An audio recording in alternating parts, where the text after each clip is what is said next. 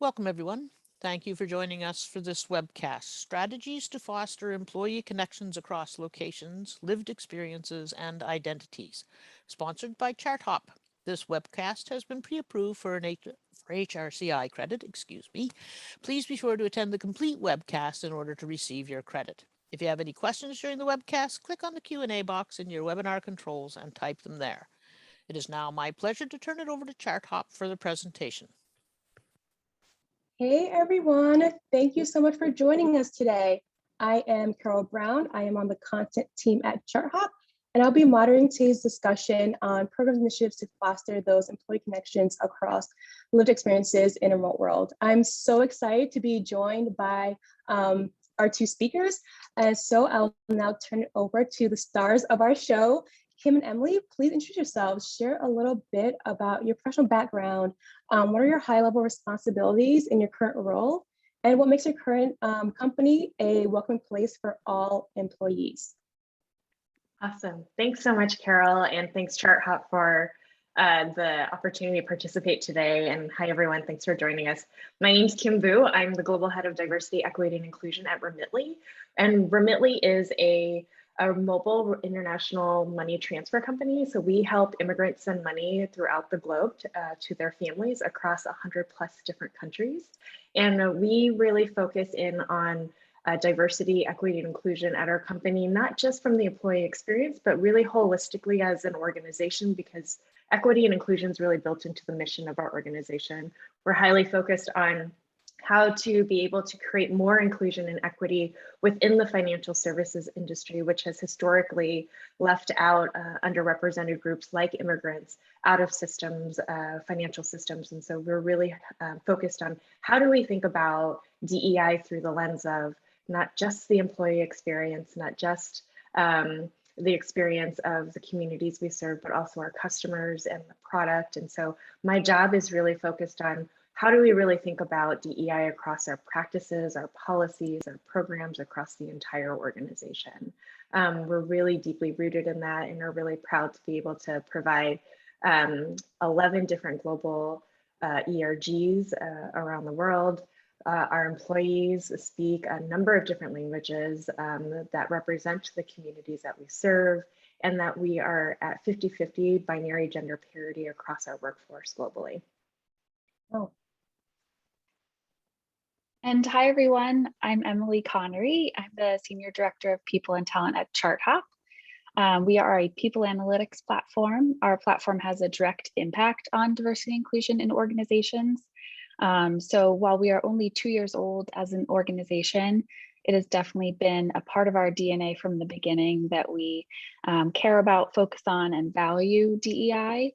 Our stance is definitely that people bringing different life experiences to the table means different perspectives, and that will foster new ideas and make us a better company. So, you know, we have a lot to do and a lot to work on as a new, younger company. So I'm really excited to learn from Kim and share with you how we've gotten started in terms of our DEI initiatives. Fantastic. Thank you both. I'm going to stop sharing so we can have just a little bit more of a chat. So really excited to have both Emily and Kim here. Very different background experiences, so I'm really excited to get into how your perspectives shape this conversation. So now jumping into the topic at hand, Kim, can you share your thoughts on how the shifting workplace landscape and political climate of the last couple of years have impacted demand for transparency from employees? And then as a follow-up, how has that related to employee engagement? Yeah, thanks for the question. I think as we think about what happened over the course of the last few years, what it really did going through the pandemic, which, you know, we are still going through, right? Like it just looks a little bit different, but we're still going through it, right? So there's a lot of experiences of different individuals and communities that are still having to navigate this globally. So it's shifted a lot of the ways that we're thinking about how we support our employees and their families, as well as our customers, right? And then I also think that a lot of the things around our communities over the last few years too, that have impacted communities of color, around Black Lives Matter, immigrants in the US, Asian hate, the rise of Asian hate around the globe, not just in the US. But also I think what got amplified was the experiences of people living with invisible disabilities. If you remember early on during the pandemic, many individuals who have been living with invisible disabilities struggling to find safety and ability to thrive in a physical workspace were able to share their stories to say, hey, you know, these are issues that we've been raising for a really long time. But now that everybody's experiencing those challenges, now it's something that companies are talking about and thinking about, and how we shift culture in terms of being more inclusive. And then of course, like really thinking about how the impacts of the last few years have impacted parents and caregivers, right? Significantly because of this changing and melding of everything happening in your home.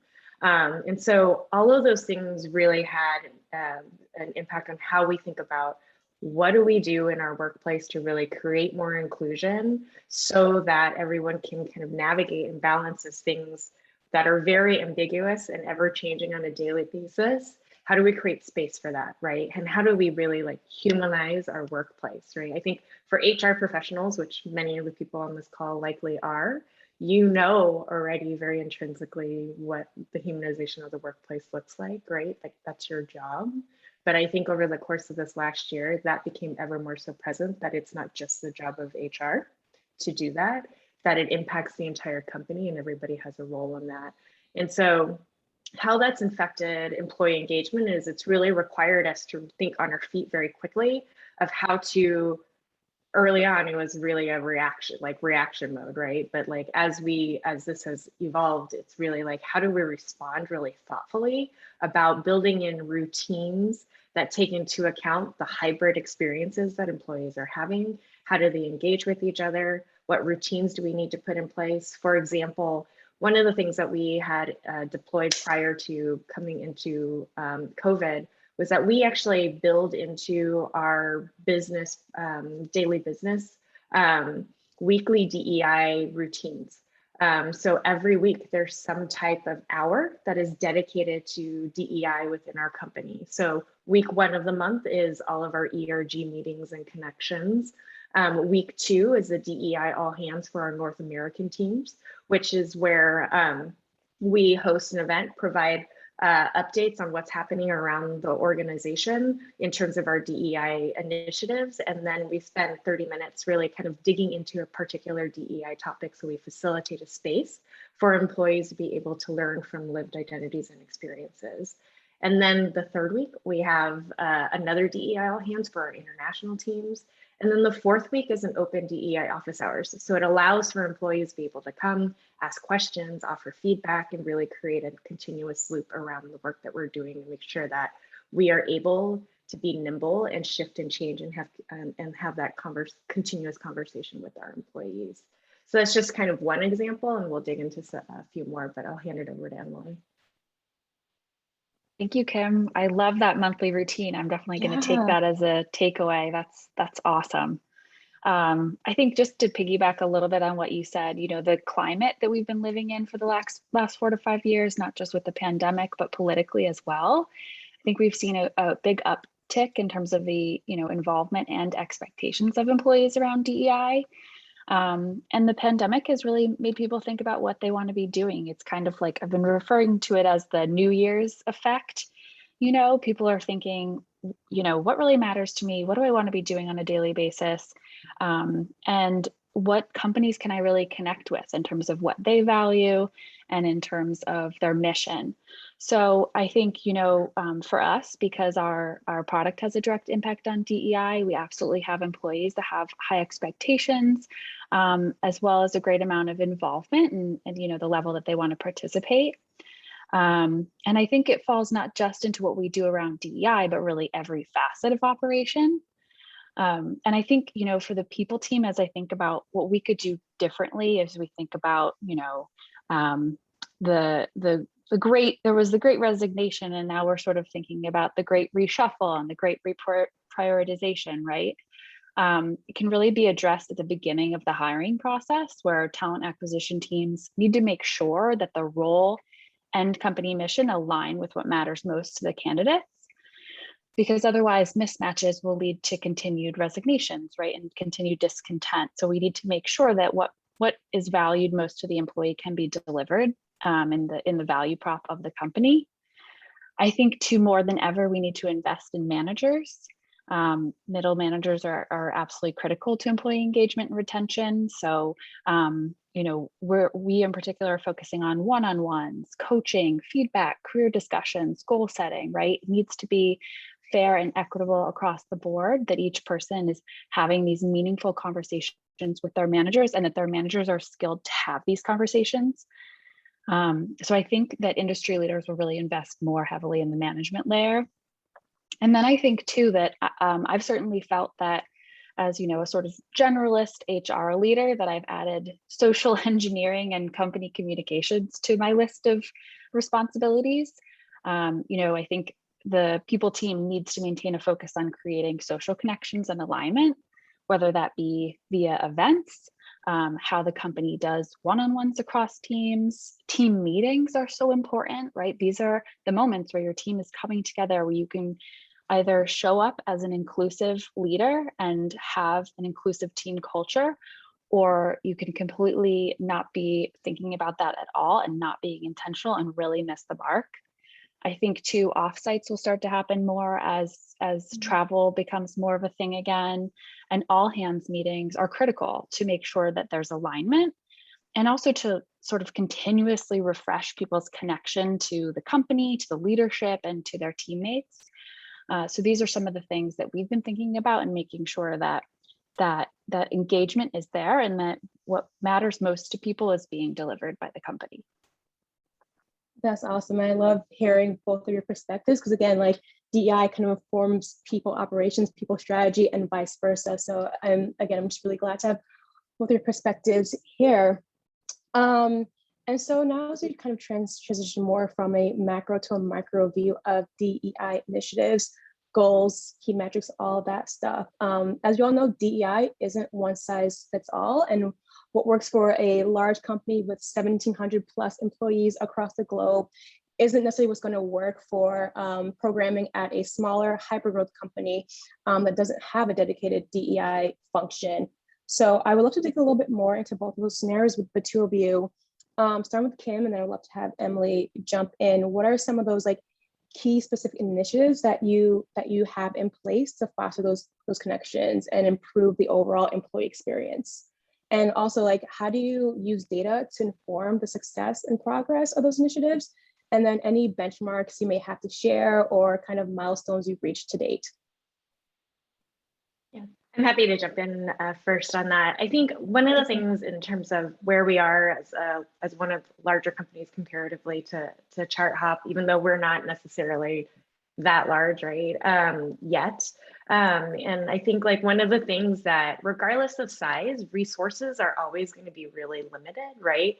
And so I think one of the things that really helped us as we were building our practices and our programming was really thinking about how do we leverage technology to amplify and scale that impact. And so early on, I spent a lot of time really kind of digging in on understanding what was out there in the market, what internally was available to us, and what ways in which things that we knew had high impact that we could leverage technology for, and what we couldn't, right? So for example, we know our DEI routines are very high impact. Obviously you can't automate that, right? Because that's all about connectivity and connection and being live and being present with one another. And so that was something we said, okay, we're going to keep that, IRL, and live.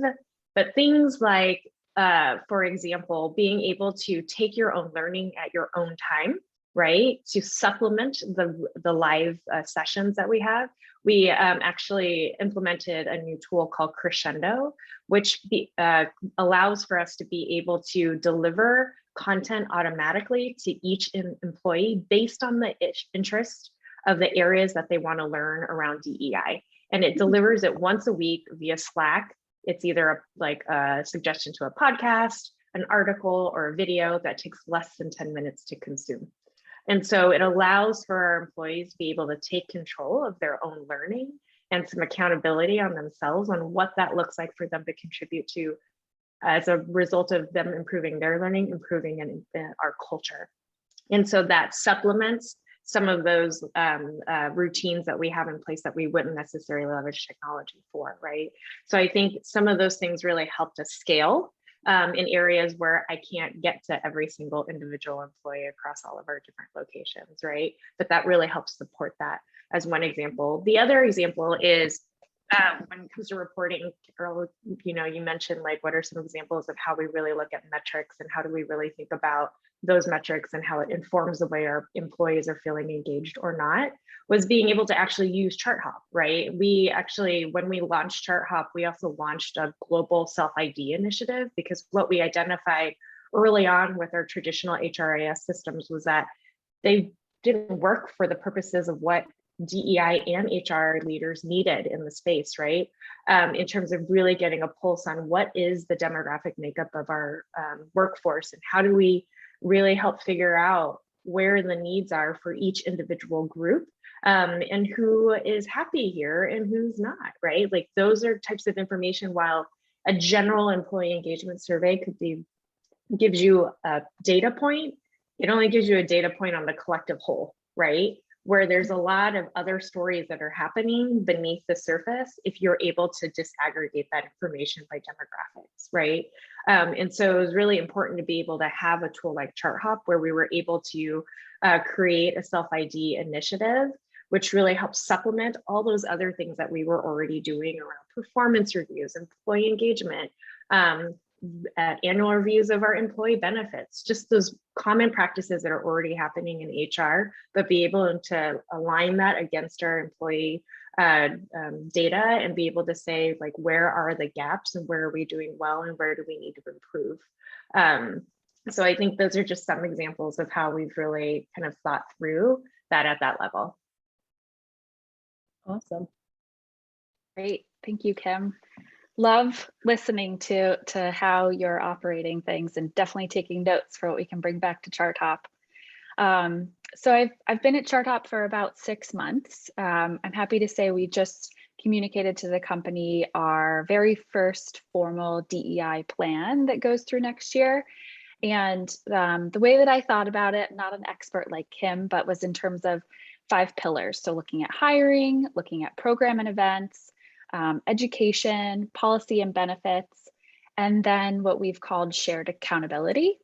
So we communicated to the company what we would be doing across each of these. So to dive into a little bit of that, in terms of hiring, what we've found is that the recruiters have absolutely been approaching roles from day one as they need to present a diverse set of candidates, and so it's all about how they go about their sourcing, where they're posting the roles. We have some fantastic hiring partners, Jopwell, for example, and shift.org to help us in terms of sourcing more diversity. We are actually 45% racially and ethnically diverse as a company, which is great. But then when you look at the management layer, we're not as diverse. And so what we're going to try as a tactic to help us there is to open management roles earlier to allow more time to source diversity.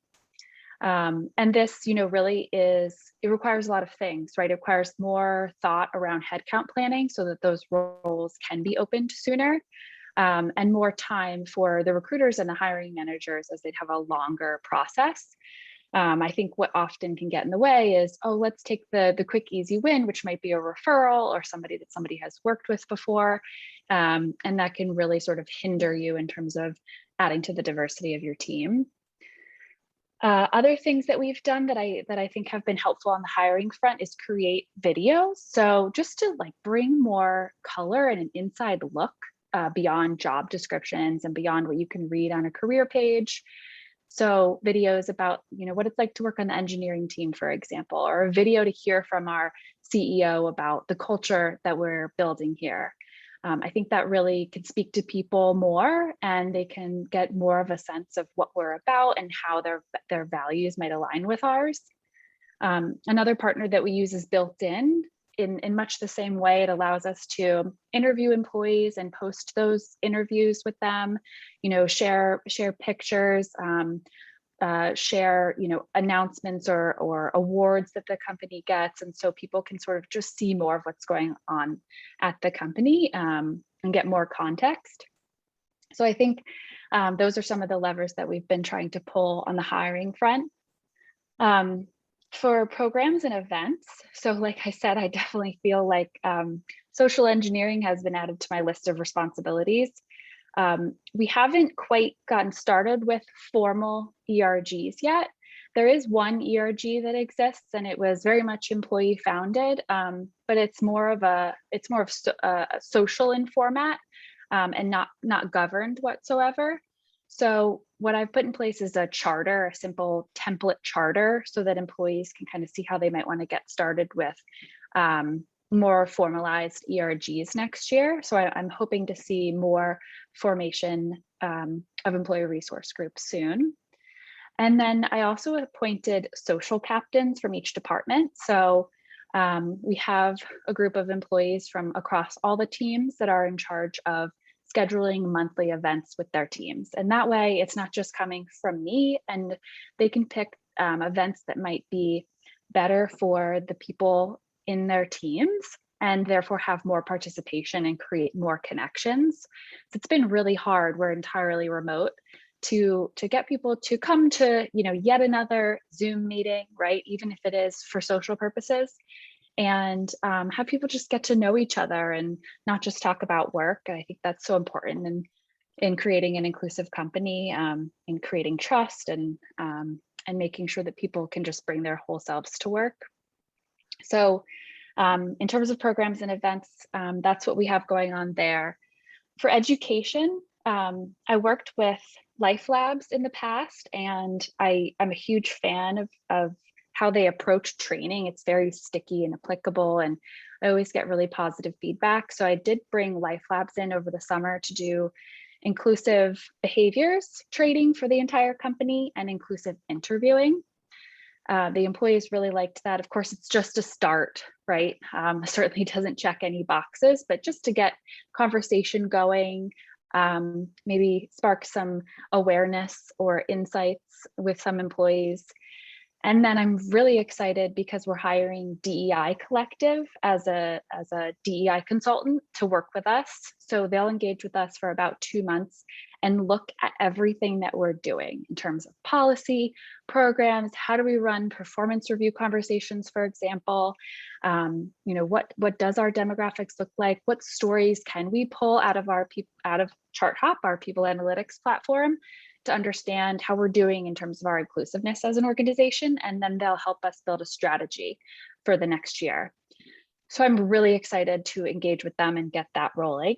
And then for policy and benefits, I was the first HR person to join the company, and so it was kind of a blank slate there. We had benefits, but there was no parental leave policy or any sort of supplemental benefits for mental health or for moms, fertility, things like that.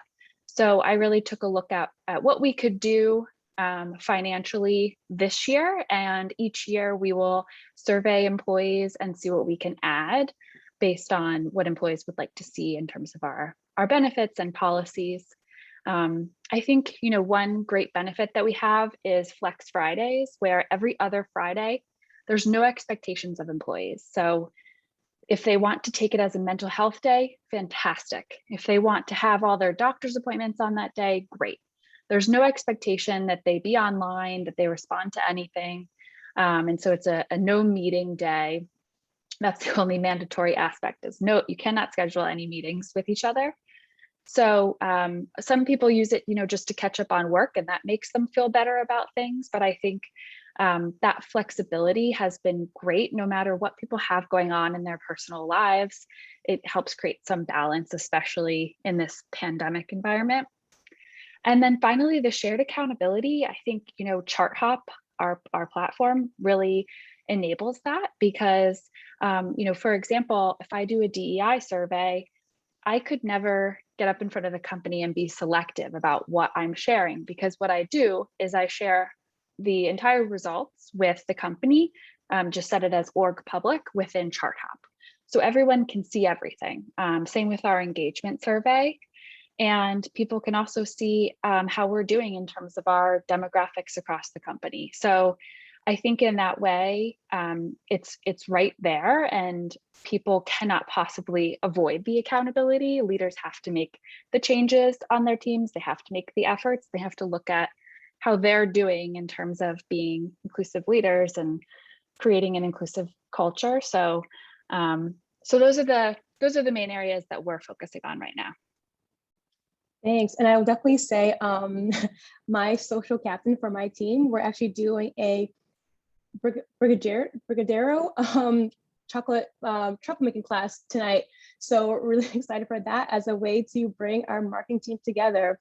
So Emily actually shared a bit about bringing people in and making sure that we're attracting a diverse candidate pool. Kim, I would love to like jump back to you for a little bit and just learn a little bit more about how you as a kind of separate D&I function partners with the people and talent team, and how do you kind of inform, or what metrics you look at to inform the candidate process?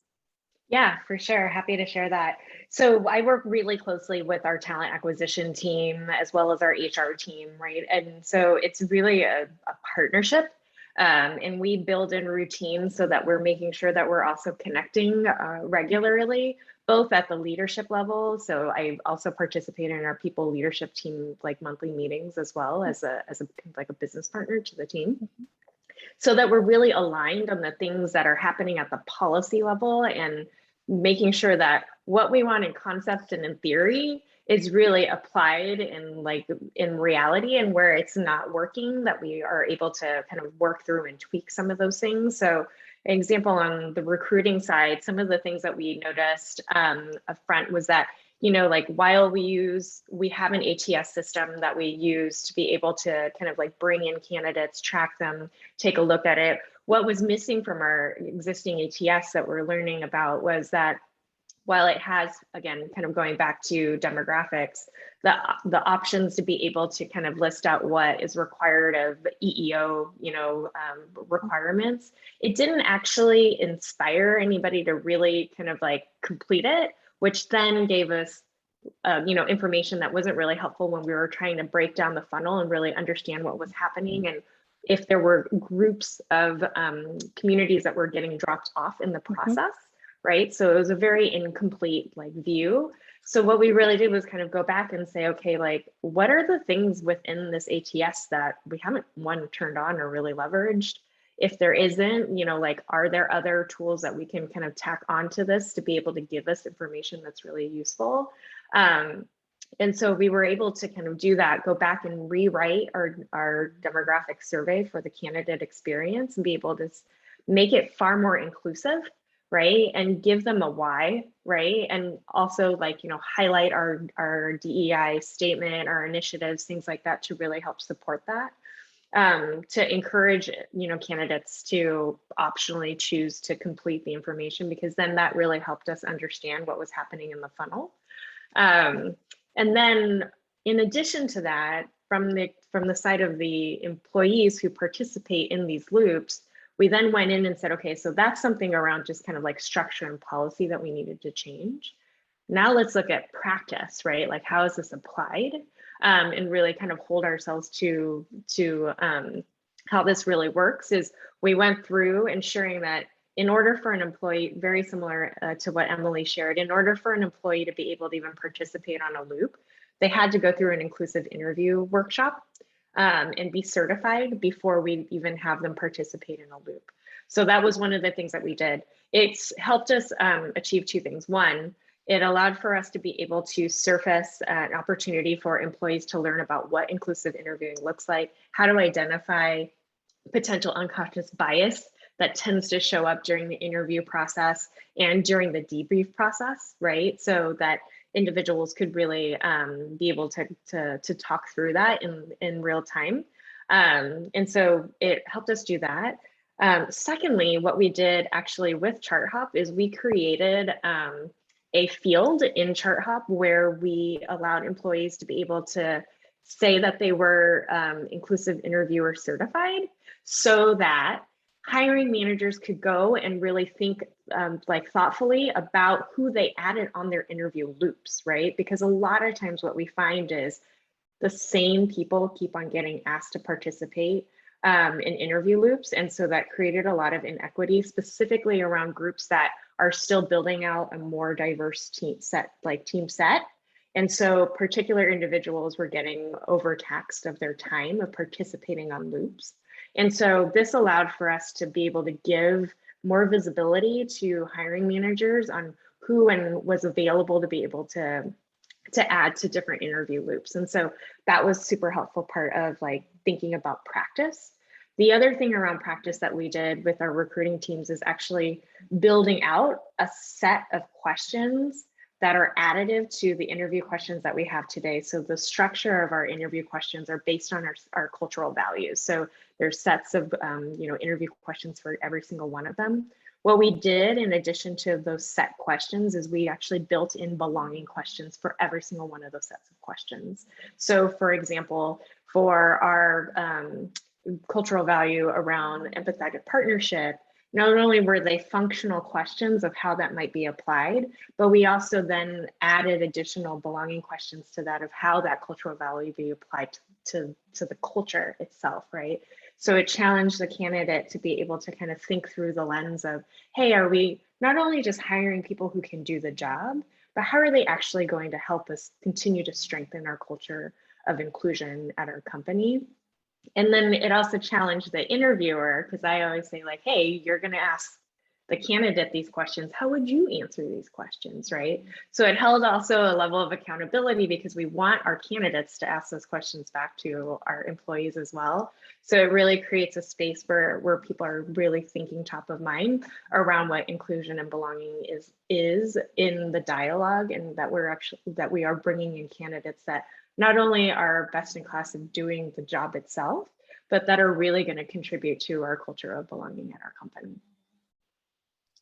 That's awesome. I know in the last couple of years, there's been a shift from asking like, is it a culture fit, and being a little bit more intentional and thoughtful and aligning it back to the company values. So I'm really impressed and thrilled to hear that you guys are so intentional with that and how it carries through to the entire process. Emily, I'm not sure if you have anything to add or any follow-up questions for Kim. I would love to ask him a ton of questions, but for the sake of the webinar, I won't. But I just wanted to add that because we're early days, we just went through the exercise of defining our values, and we were actually very inclusive in our approach with that. We started with an engagement survey, asked employees how they would describe Charthop. And from that, I had a list of about 30 adjectives to describe the culture. And then I shared that back out with the company, and everyone rated their top 5 choices from that list. So that gave me a much smaller list that we could focus on. And so what we did then was focus groups with all employees, where they were all broken out based on a word each. And they had discussions around what it means to them, how they see it here, how they think we could grow into that word. And so ultimately we ended up with 4 words that were very much chosen by all employees and defined by all employees.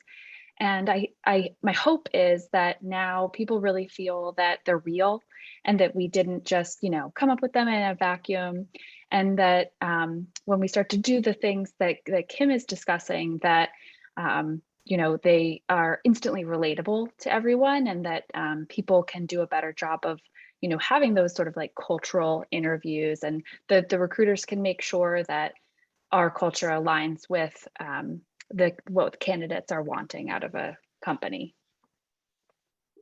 Awesome. Thank you both for that insight.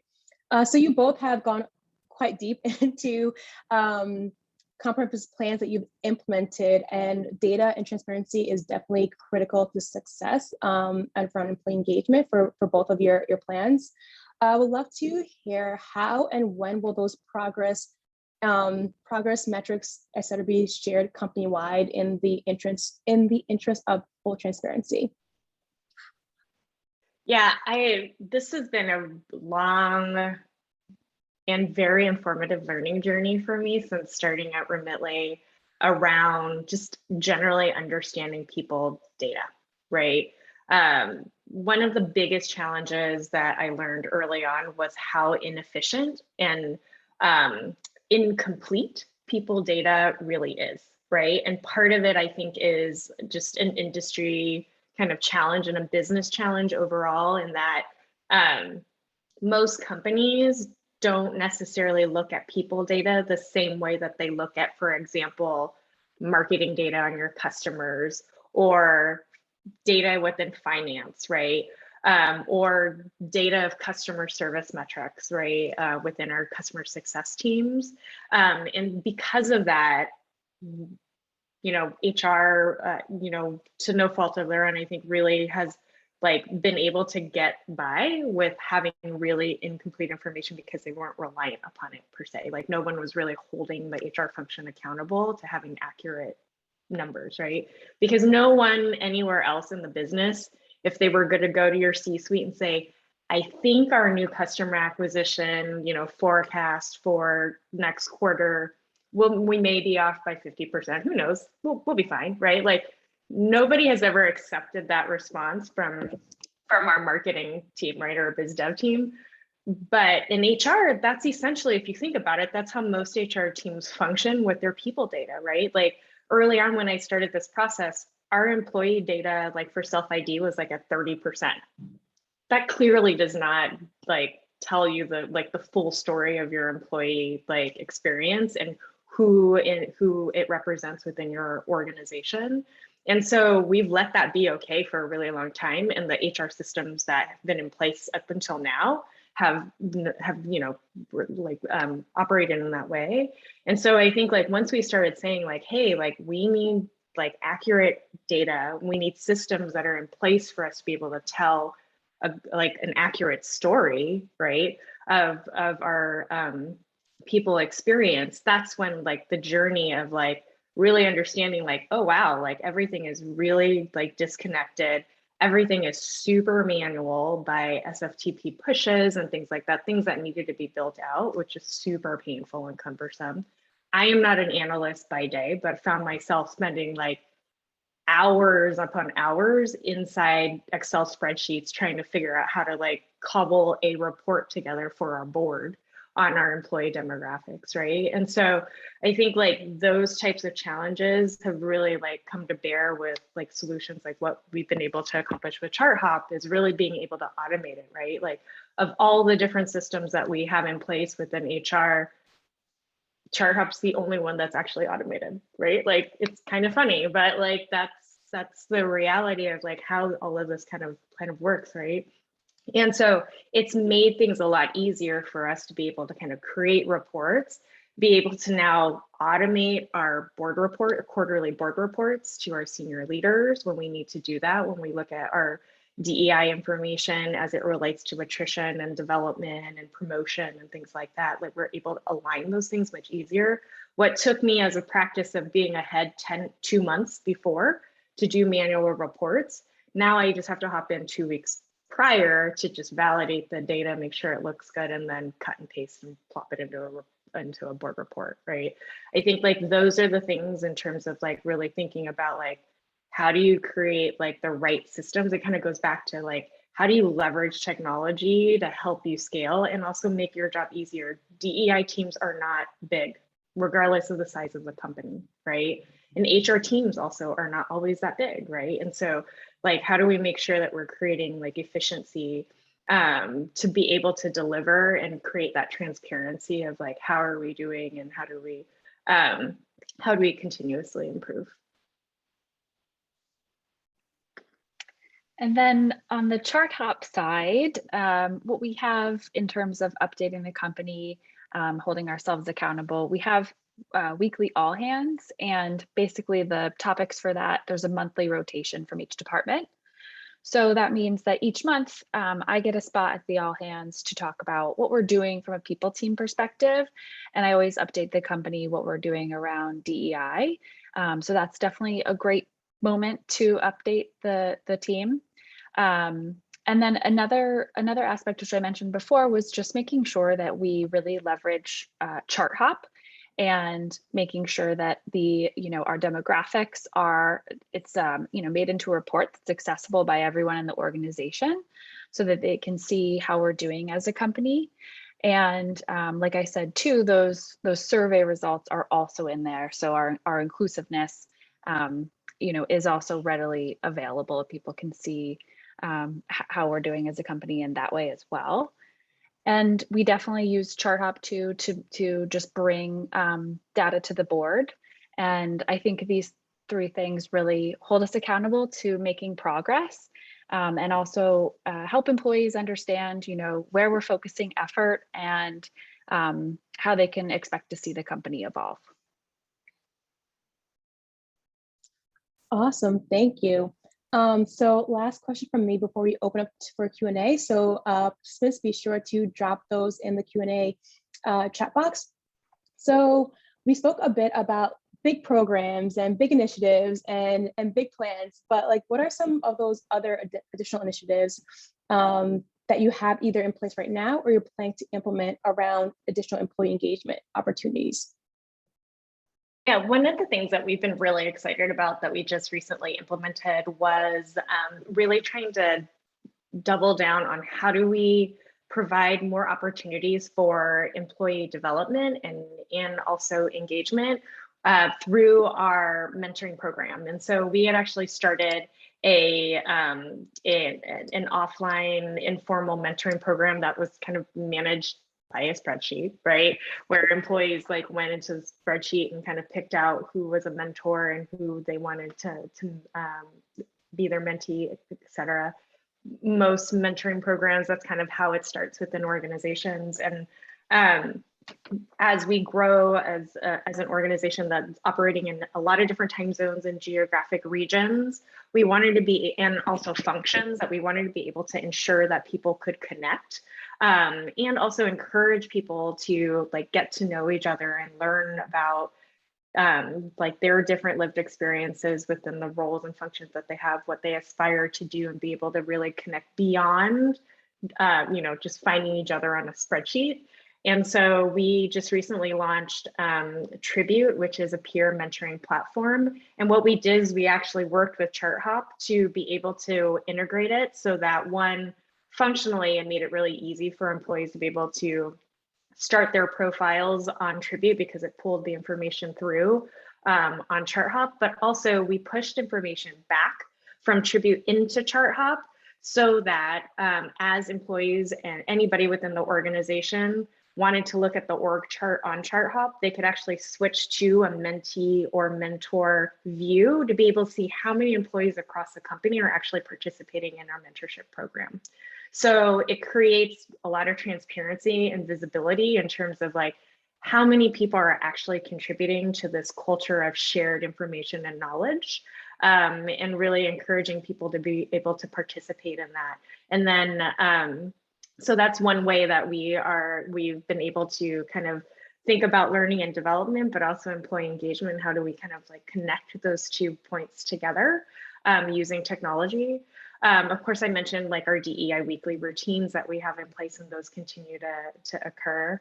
We've also implemented formal and informal virtual cultural values recognition. So we have a particular Slack channel for cultural callouts, but we also on a quarterly basis do nominations for individuals who have exemplified our cultural values and recognize them at the company level by also providing them one with the recognition publicly, but also a financial, small financial acknowledgement that is part of that. And it's a really great way to be able to recognize employees on a quarterly basis. And then I love, Emily, you shared about like Flex Fridays every other week. One of the things that we instituted during, the pandemic, and we're actually continuing, is we offered 1 3-day weekend every month for everyone at the same time by location. Because what we heard from employees that even though we have, unlimited, PTO, is that employees felt that they couldn't take the time off because they're like, oh my gosh, I have to prepare to take this time off. And then I have to like catch up when I come back because everybody else is still working. And so we found that everyone found a lot of value in all taking time off at the same time. And so we instituted those 3-day weekends every month for once a month so that everyone could do that and really kind of like tend to the things that they wanted to tend to for themselves and for their families. The other thing that we've implemented was what we called Wellness Wednesdays, where twice a day we would set aside 30 minutes to accommodate time zones, but to really create a safe space for employees to talk about mental health, to provide peer support. And they participated in like group meditations and breathing exercises, but it really kind of opened up the space for employees to feel that they could, one, talk about mental health in the workplace, but also encourage them to utilize the mental health resources that we provided through Modern Health to be able to really kind of create spaces for them to really process through all of the things that we've gone through the last year and a half and are still going through. And then I think from a policy level, we really went through and refreshed all of our flex and work and leave policies. And really making sure that we were able to like continue to extend and make permanent some of those benefits that we had deployed during COVID to test, and that those continue on and expand into all of our markets. And then I think one last thing that I'll share that Emily also mentioned earlier on too, around the importance of manager support and development during this time. We learned a lot about how much support our managers really need during times of not just crisis, but times of growth and just all those things that occur. That one of the things that we've getting ready to implement with our partner Modern Health is manager mental health workshops, right? One of how they manage and support themselves, but two, also how do they manage and support their teams, right? And so how to de-escalate a particular situation if they're in a mental health crises with an employee, to be able to de-escalate, and when to bring in HR, when to bring in certified medical professionals into the scenario, but really equipping them with the ability to support our employees. That's awesome. We it just in terms of mental health, we have a little bit of a expert speakers series that I kicked off over the summer. So our third speaker is actually a therapist, and so she's going to come speak to everyone about just the impact, the psychological impact of the pandemic. And she did offer, she can do manager training. So I'm inspired now, Kim, that I should take her up on that as a next step, to make sure that our managers can definitely lean in there. I see we have 2 minutes left. So just a couple of things that I would add that we've instituted recently. The first is a platform called Blueboard, which we are using for employee recognition, and it gives it experiential rewards. And what I really like about this is that then instead of us choosing a gift or swag or, just having it be like money, the employees basically receive the award, whether it be for a sort of spot reward for our quarterly values or for anniversary. They receive an email and they log into the Blueboard platform, and they can choose from a menu of experiences. And what's really nice is that then it might be an experience they can do with their family or with their significant other, or it might be a class that they want to do for themselves. And so that way they can really pick. And so far the feedback has been great. People feel it's really meaningful and they feel truly recognized. So I'm excited about that. And another thing that we're doing is flex space. So basically employees, some are totally fine with working from home. Some are starting to hit a point where they're like, I need to get out of my house. And maybe they have kids at home during the day, maybe not, maybe they're taking care of somebody else, maybe their space is just really small, or they just need a change of scenery. So we're just reimbursing employees to use, whether it's WeWork or whatever they have in their location. So we reimburse for that. And so that's something else we've been trying recently. Thank you both so much. Have really enjoyed hearing from the two different perspectives, again, from professional backgrounds, but also where the company is. And I'm hoping that all panelists, whether where they are in the HR professional space, have also learned a lot. And with that, I will turn it back to hr.com to close us out. I'd like to thank our presenters as well as all of you for joining us today. If you joined late and would like to view this webcast again, the recording will be available on the hr.com website in our archived virtual event sometime tomorrow. Your HRCI credit will show in your hr.com account within 2 business days, and we'll also send you an email with your credit information. Your feedback is very important to us. Please take a few minutes to fill out the exit survey that will open on your screen. This concludes our webcast. Enjoy the rest of the HR Tech event.